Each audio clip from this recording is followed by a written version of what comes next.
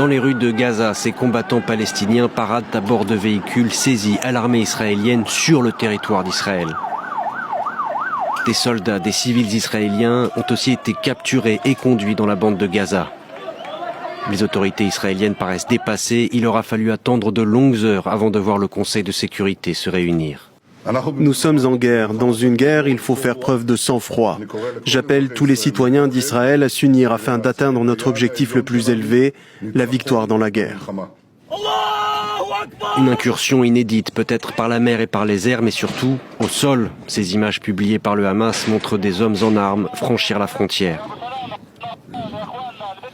À Ashkelon, en Israël, non loin de la bande de Gaza, l'incompréhension règne parmi les habitants dont les résidences et les véhicules ont été bombardés par des roquettes palestiniennes. Comment nous ont-ils pris par surprise comme ça? C'est inacceptable. Où sont-ils les responsables de la sécurité? Comment les ont-ils laissés faire? Imaginez, ils sont entrés avec des véhicules sur le territoire d'Israël. Sur l'antenne de France 24, les spécialistes interrogés pointent une faille sécuritaire majeure. On assiste à l'effondrement, littéralement, de toute la conception de sécurité de l'État d'Israël. Les renseignements n'ont rien vu venir. La barrière de sécurité qui a coûté des milliards entourant Gaza n'a pas tenu 10 minutes.